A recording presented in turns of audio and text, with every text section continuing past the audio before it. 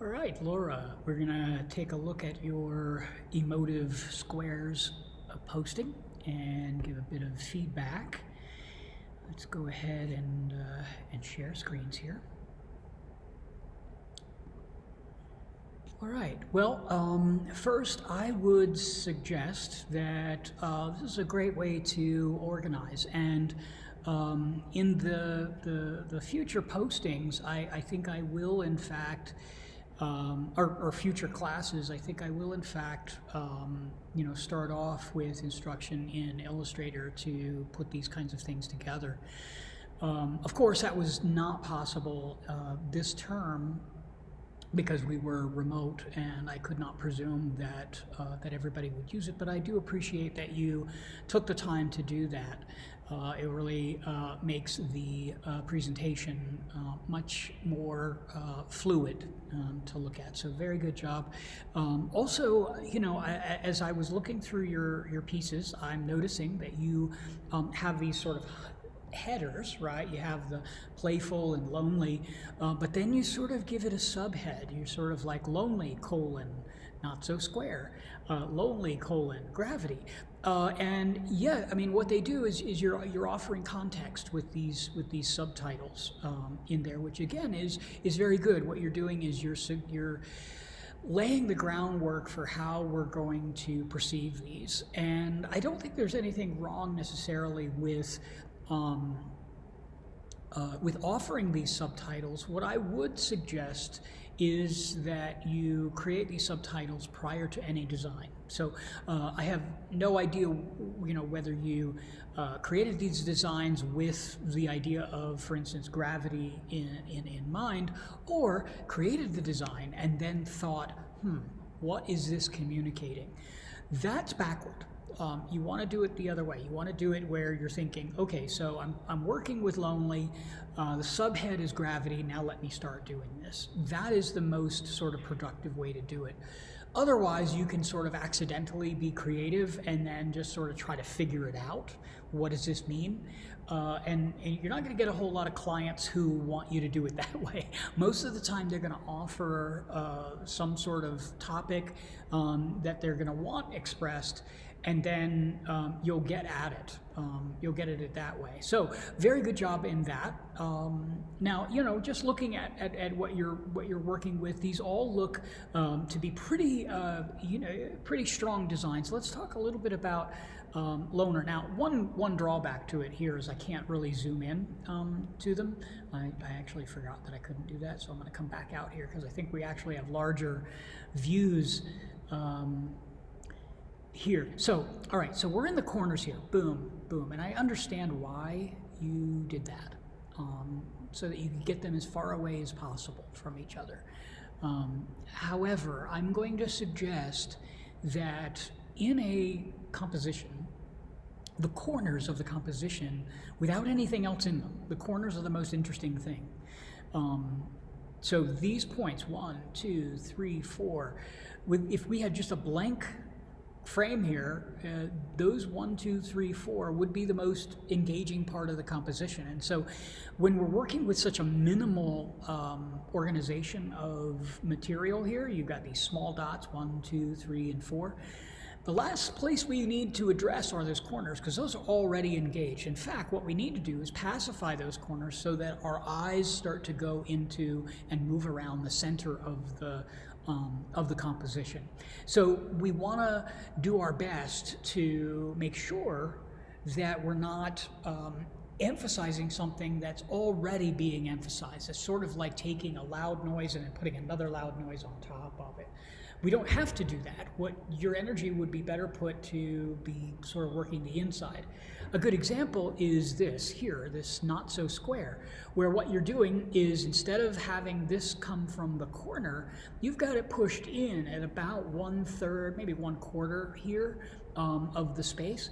So what it does is it gives us room here, and our eye is not drawn this way, but drawn up. Not only that, you've got a diagonal, which is a very strong line that pulls us away from the corner. Excuse me. Then you're using this, and then you're trying to turn our attention with this angle here. However, we cause a little bit of a car crash right here, right there. So you're kind of moving, and then you turn here, and this energy right there, right, that little point now touching the edge, right? It doesn't run off the edge, it doesn't come into the edge enough for our eye to navigate around it. What it's doing is it's almost like a collision, and what's it doing? It's creating emphasis. Now, that can be a good strategy. You can really work with that in order to achieve like a point of view, like you want to move somebody to a location in the design. I point this out just so you're aware of it. We have several different sort of zones when we're working in a composition. You have what's called the picture frame, and that's going to be the literal edges of your document, right? Then you have what's called the live area. The live area usually lives somewhere around 90% of the document. So think like a 10% inside your frame.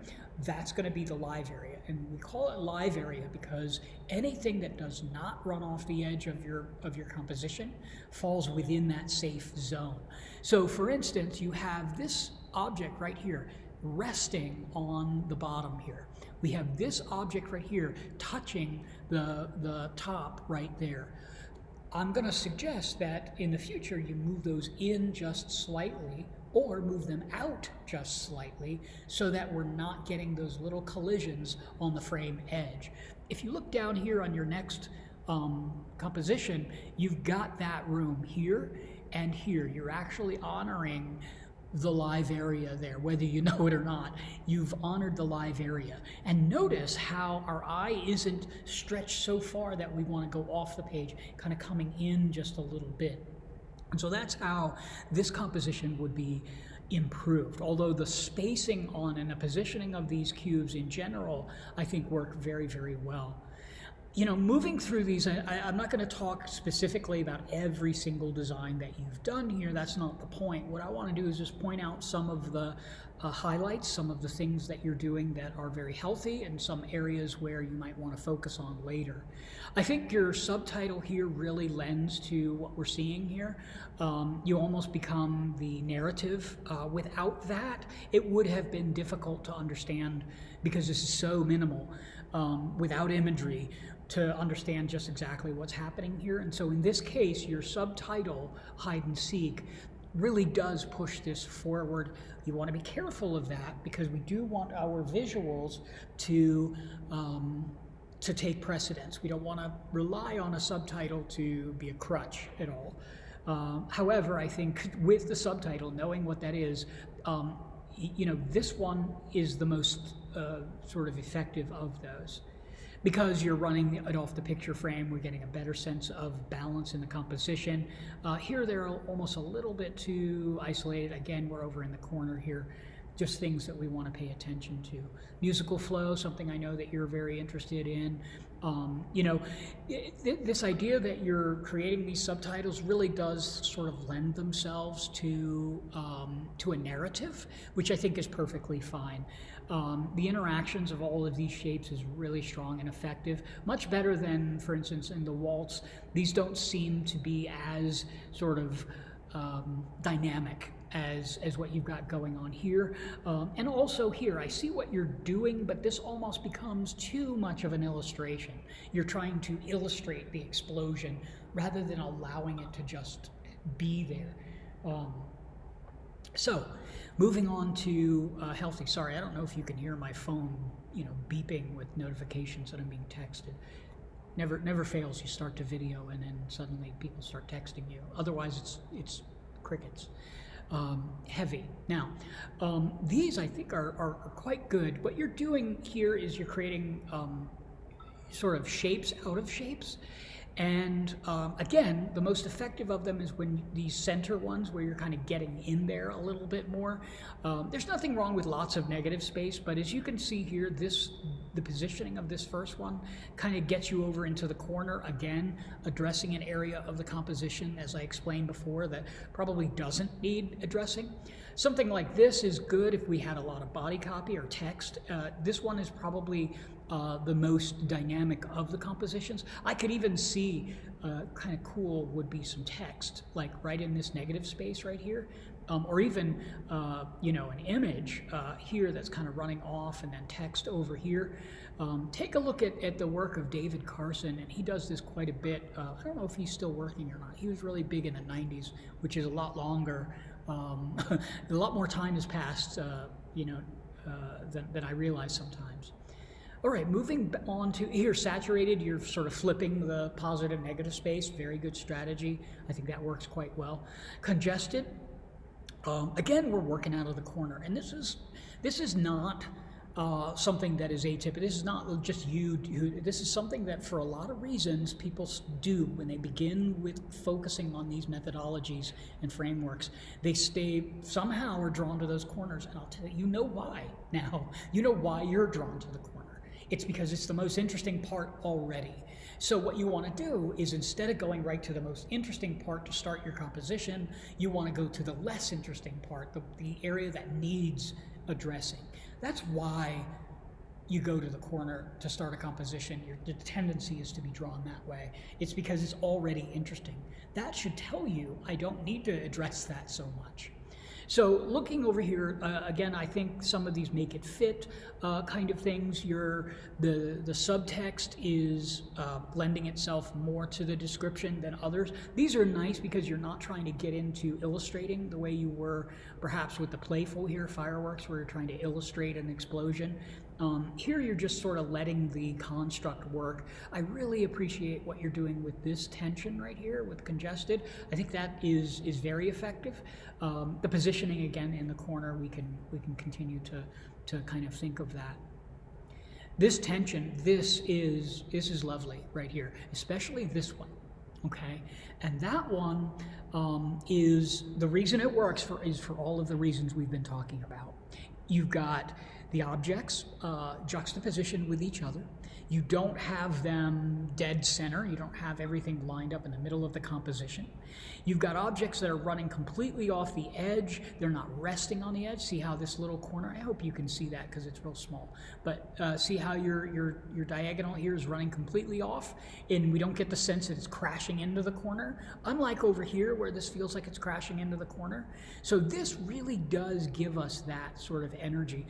And what I'm really noticing in this is that I'm looking not just at the shapes here in white, but I'm also looking at what's happening with the negative space here.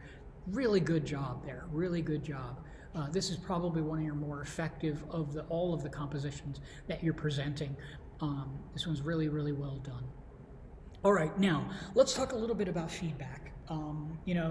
You've got some feedback here, and I do notice that you haven't sort of replied to the feedback. Now, why would I want you to do that? Why would I want you to reply to one of these comments? And the answer is, this is what we do with feedback, is we sort of try to understand it, right? Replying to feedback and getting feedback isn't about you versus whoever's seeing your stuff. It's not about you defending or justifying what you're doing. When someone is offering you feedback, observations about your work, what they're doing is they are just sharing their perspective. If it is honest and genuine with what they're doing, if they're coming at it authentically with the idea that they want to just share, then what you want to do with that is not necessarily compare it to what you intended. How far away is what they see from what I am trying to do? That's not what you're trying to do. What you're trying to do is understand. You want to get to, how did they get to that? How do they arrive at it, right?